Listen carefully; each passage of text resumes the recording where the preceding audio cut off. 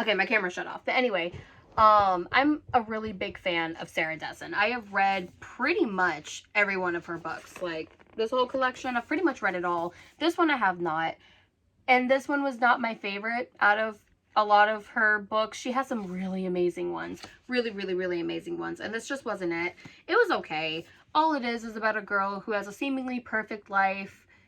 And at the end of the day, she like does. It's not like she learns that, oh, life isn't all that perfect. No, she does. Anyway, she has a seemingly perfect life, perfect boyfriend, lives at the beach. It's a great time. And then her boyfriend, they never actually get into the details of what happens, but he cheats on her. But all it says is that he went to a bar with a girl. It doesn't say what he did, though. And he never explains to her what he did. But anyway, he cheats on her, and she ends up falling for a filmmaker, an assistant to a filmmaker who is making a documentary on one of the artists in the town. And she falls for him, but they aren't really made for each other either. So I think it's one of those stories where it's just like, sometimes you're better off alone. Sometimes you're better off just pursuing your own dreams and doing your own thing. It's that summer between high school and college where you're trying to find yourself. So if you just want an easy, low-key read about self-discovery and finding which path is right for you, then this is a good one for that. I mean, I didn't hate it. I obviously finished it. I do not finish books that I hate. If I don't like a book, I won't finish it. So I finished it. It was worth it. But it just wasn't my favorite. No trigger warnings. Sarah Dessen is a very tame writer. She's a YA writer, so it's usually pretty tame for all ages.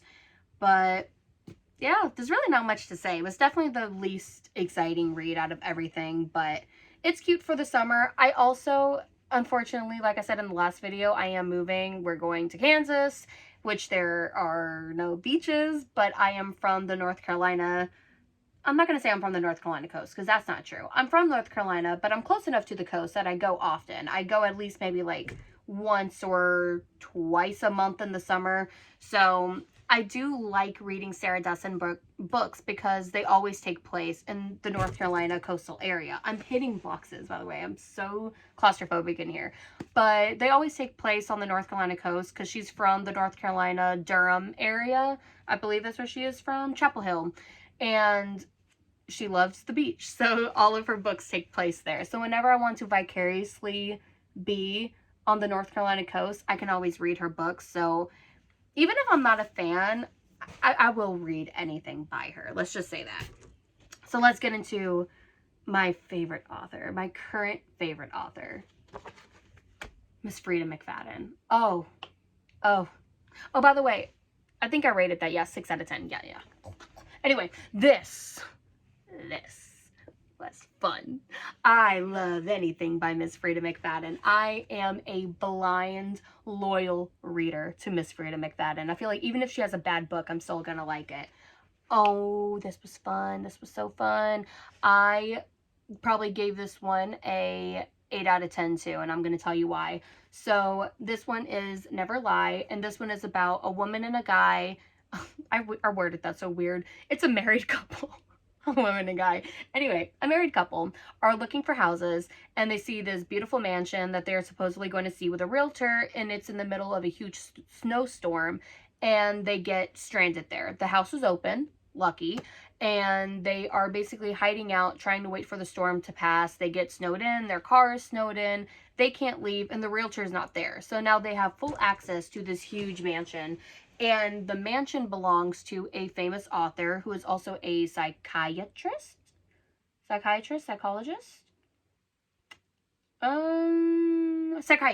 Yes, it is a famous psychiatrist turned author. And they know her stuff. She's really, really famous. There's a huge picture of her above the fireplace, so they know for sure it is her house. And I believe the wife read the books. I think the husband did too. I think they both did. So they knew who she was. And she has been missing. I don't think they have found her body yet. It's been assumed that she's been murdered, but nobody knows. They just know that she's missing. So, of course, they feel like it's kind of creepy. Like, oh my gosh, we're in this woman's home. We don't even know if she's alive. She could be dead. What is going on? So the husband's kind of aloof to everything. He's like, whatever. It's not that big of a deal. the wife is, of course, the one who is noticing some strange things happening. And the reason why I say of course is because, you know, it's a common trope where the wife is the hysterical one who is always seeing things going on, and the husband's like, no, it's fine, it's chill. So there's a lot of that. So if that's frustrating, I know it can be a little frustrating in stories, especially if you have a history of like not being believed for something. It gets a bit annoying, I'm not gonna lie. That's the one thing. But you do get a perspective change, which Miss Frida is known for. Usually towards the middle to end of her books, you always get a perspective change. So you do get a perspective change between the wife in the beginning, and then you also get to look at the POV of the author who has gone missing. So you get to see what really happened. And so much happens. There were some things I did predict. My friend read this one before me, and I was texting her anytime I had a new prediction. I was like, I think this person did it. I think this person is associated with her. I think they know each other. So that was pretty fun. I think I got maybe 2 of those predictions right, but I did not have the big plot twist. Did not have that in my mind. Did not see that coming. So I forgot what I gave this one. I think this one was another 8.5. If I didn't give it an 8.5 already, I do now. So this one was really, really, really good. Oh, I loved it. Loved it, loved it. So I'm just going to jump right into the next Frida McFadden book that I read, which was The Coworker. This one, I'm going to actually go ahead and rate it just a slightly bit lower. I'm going to give this one a 7. It was still really good. I read both of these, I think, within 24 hours. They were very fast reads. Did not want to put either one of them down, so they weren't slow in any way. But I think the thing that I didn't like about this one was just the pacing. So this one is about a woman who is working at just your basic company. I think it's for like a wellness company, kind of like Goop, whatever. And like they know that the stuff doesn't really work, but they sell it anyway. And her cubicle mate is extremely punctual. Extremely. Oh my God. Hold on. Forgot to give trigger warnings. Graphic violence. And I think that's it. I think it's just graphic violence. Yeah, I think that's it. I don't think there's anything else. So, graphic violence. Okay, anyway. Her cubicle mate is extremely punctual. She is at her desk at the same time every day. She takes her bathroom breaks at the same time every day. She has her lunch at the same time every day. So, she even makes a comment that, the character makes a comment that if the world would have no longer clocks or a concept of time, they would just watch her behaviors and they would know what time of day it was. So she's extremely, extremely punctual. And reading the behaviors of her, it is pretty clear that she is neurodivergent. I was trying to think, what was the word? Yeah, not the author. The main character is neurotypical. And then the perspective change of the woman who is the coworker, she is neurodivergent. So that one is interesting. I loved reading 2 different perspectives of that. But yes, you're following the POV of the coworker, and you're following the POV of the one who's going missing. They're both coworkers, so it's kind of hard to say. But anyway, she's missing. That's how you know that she's missing, because she is extremely punctual, and one day she just doesn't show up. And that's the main thing. It's just the fact that she doesn't show up. And nobody else is concerned about it, because, okay, people don't show up for work all the time. But it's her punctuality that makes this odd. She is never not at work. So something would have to be seriously wrong. And the only person who's caring about this is the main character. And nobody else is taking it seriously. She's talking to the boss, and he's like, okay, well, you know, if she doesn't show up, maybe she's just taking a sick day. I'll be sure to call her. And it's not until she goes to her house, because she wants to check on her. She goes to her house, and there's nothing like a body or anything, but there is blood. There's a lot of blood, actually. Something that doesn't seem like a normal amount for somebody to just like, oh, you know, cut my finger, let's go to the hospital. It was a lot. So she calls the cops. The cops see the scene, and they're like, okay, yeah, no, this looks bad. So then people start taking it seriously. They're like, okay, something definitely must have happened. They kind of already jumped to murder, and now she's dead because of the amount of blood.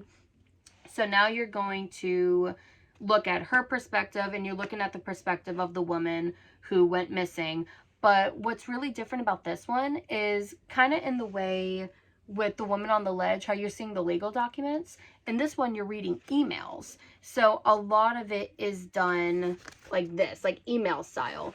And through the emails, you're seeing the perspective of the main character, the perspective of the coworker. You're seeing the boss's emails to other people in the office. So you're seeing the way people are handling the situation. You're also getting to look at the date. So you're going to see things that are before she went missing, after she went missing.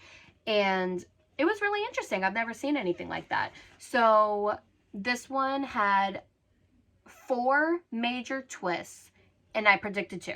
So I got half of them right, and the other 2 were a nice surprise. So again, if you want to be right, if you don't mind predictability, I think she did that on purpose. I think she made 2 of them really predictable that you were right on.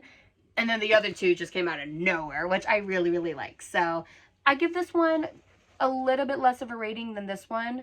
But as a standalone book without any other comparison, it's good. It's really good. I thoroughly enjoyed it. But again, as an avid Frida McFadden reader, comparisons will be made. So my second least favorite read out of the entire list was this one, The Other Mistress.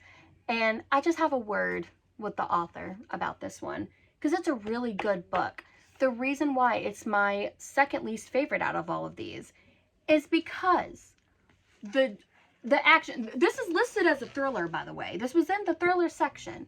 This book is not a thriller until page, I think I listed it, it was 222.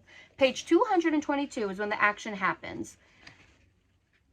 There are 276 pages in the book. Yes, you heard that right. You heard that right. There are only like 50 pages of the actual thriller. Before then, it's just a drama. It's just a drama about a mistress, 2 mistresses. And then it becomes a thriller towards the very end. And the pacing was so good. If she would have just kept that up for the entire book, this could have been a 10 out of 10. It was so good, only at the end. So getting into the overview, it's basically the entire storyline of The Other Woman with Cameron Diaz, Leslie Mann, and Kate Upton, which she calls attention to. Don't worry, I'll get into that. But it's basically that entire storyline, and then towards the end, it turns crazy. So yeah, it's a woman who is a self-made millionaire. She's a boss babe, all on her own. And she has her husband, and he is cheating on her with another business owner, but she's the more cool version, which is kind of why it's similar to The Other Woman, because Cameron Diaz was like the cool girl. That's why she was the mistress, you know? She had that cool vibe that the wife did not. And then he's cheating on both of them with the pretty one. She brings the beauty to the trio, which is the same thing in the movie where Kate Upton was like the beautiful one. So they each had their own strengths. But yeah, that's basically it. They both agree. No, that's not true. The first mistress agrees to stop seeing him, and she does. She's just like, okay, whatever. He's cheating on me with... She knew that she was the mistress to the wife, but she didn't know that she was getting cheated on, and she didn't like that, so she's like, okay, I'm done with it. Okay. The wife still wants to make it work, so she is continuing on her marriage, but she's wanting the pretty one, she wants her gone. So they kind of start conspiring on ways to get rid of her, but that's it. Like, they're not really coming up with a plan. They just say that we want her gone. We want her gone. We want to get rid of her. But they're not exactly stating what they're going to do. And then finally, in the last 50 pages of the book is where everything goes down. And it's wild. I couldn't put it down. It was a wild ride. But just for so little of it. It could have been so much more. It had the potential to be so much more. But she does call attention to the comparison to that movie. Like, it's obvious that she used it for inspiration, and she calls attention to it, where the wife says, like, oh man, this is just like that movie, and she's Cameron Diaz, and I'm Leslie Mann. So she knows that it's similar to that movie, but just as a thriller, I almost don't want to list it as a thriller because it happened so short. So it is a thriller, sure, but it's not. You're only getting a little bit of it. So, but the trigger warnings with this one are pretty heavy. It's going to be SA, child endangerment, child abuse, SA with children. It was really, really hard to read. There were parts where I just wanted to skip it. So that wasn't that wasn't fun at all. You do get a perspective change as well, but you don't know who it is. So it's the main character, and then you're reading the perspective change from an unknown character in the story. So as you get more of their perspective, you can start to make the connection like, oh, I think it's this person. So that was pretty fun. But the perspective of them takes place in a different time. It's their childhood to present, kind of similar to, I think it was Secluded Cabin Sleep 6, where one of the perspectives is somebody who is showing their childhood to present day. So you have that timeline mix up, but it's not anything that's like too hard to follow. I'm going to give this one a 5 out of 10. And it would have been lower if the thriller part never happened. It would have been higher if the thriller part was more. So that pacing was very odd. Okay, my last read was The Fine Print, and this one is the first book in a 3-book series, and I really enjoyed this one. It was a romance. I didn't know it was a romance. I didn't know much about it. They chose it for a book club that I'm in, and I'm really happy that I read it because now I'm going to get the other 2 books probably today. So this one was, I'm just going to go into it by saying it kind of reminds me of Bridgerton, but modern day, but not for the reasons why you probably think. The reason why it reminds me of Bridgerton is because it follows it follows 3 brothers, and each brother gets a book. So similar to Bridgerton, where each sibling gets a season, kind of. But basically, there are 3 brothers who are billionaires. That's why it's called the Dreamland Billionaires. And they are all the grandchild of a businessman who created Dreamland, which is basically a knockoff of Disneyland. It's so funny. The connections are crazy. So it's obviously the inspiration, but they're all the grandchildren of him, and after he dies, he has the inheritance, and they each have to complete a different task in order to get that inheritance. So one child has to get married, one child has to reconnect with an ex-girlfriend, who I guess the grandfather was really fond of, and Rowan, our youngest, I believe, he has to come up with a new innovative idea that is going to keep the parks running, like, not running because it's going to say running, but to make it something that will keep the legacy of the family going on forever. So it needs to be something big, something that is going to change the way that the parks run and the way that the company runs, and to just make it better so that it can basically be solidified in the family name. So that is his perspective. He is Rowan right here, and then we're also following Zara, who is the love interest. And this is where it starts to remind me of 50 Shades of Grey, because he's like the CEO or CFO, I think is what they call him. And he's, you know, the hot billionaire business owner or whatever. And she is just your common hire. You know, she works at the hair salon, which is called the Magic Wand Boutique, obviously inspired by the Bibbidi Bobbidi Boutique in Disneyland. And she works there, but she wants to be a creator, kind of like an Imagineer at Disney.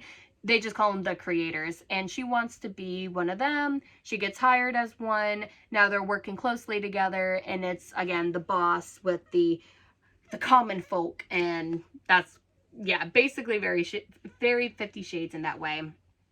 But it's a cute romance. It's really cute. It definitely has some spicy scenes. I think it maybe has like four, maybe 5 kind of spicy parts, but it's not a spicy book, I should say. It's very cute. It's very wholesome. It is a enemies to lovers. So if you're a big fan of enemies to lovers, which I am, you're going to enjoy this. It's really sweet. It's a back and forth between the 2. So you will see 2 different perspectives on the same event, and you'll see, you know, what she felt, what he was feeling. And it's just sweet. I don't want to say anything too much about it because I want you to read it for yourself and see. But it's really tame. There's no, well, depending on your idea of tame. But again, spicy sometimes. But no trigger warnings, not anything really that hard. The only thing I would say is cancer. Unfortunately, there are talks about cancer, but it's not graphic. But if that's something that is bothering you, probably just be aware of that. But yeah, other than that, it's a really sweet, really cute book. This one took me a while. Kind of thick. Not that thick, but it's not for me, it wasn't a I can't put this down kind of read. It was just a, I want to see this through. I want to see what's going to happen. So for readability, I guess I could knock it down a couple points, but I would still give this an 8. This one is actually different, where I'm not rating it on the ability to not put it down. I'm rating this one purely on the story, and for story, I give it an 8. I love the story. But I'm telling you, as somebody who's a huge fan of the Disney parks, it was fun. It was fun to see the connections. Like, they went on a ride called the Spooky Castle. That's Haunted Mansion. His office is in the castle on Story Street, Fantasyland. So that was pretty fun. I had a really fun month reading these books. I thought I read 8, but no, 1, 2, 3, 4, 5, 6, 7. I read 7 books, so not bad. Not bad. I just did my pick for my first 5 reads of April, so I'm about to post that after. It's going to be, I think, in like a reel format because I posted it on my TikTok first. But yep, this was March. So I'm excited for April. Be on the lookout for that. Bye.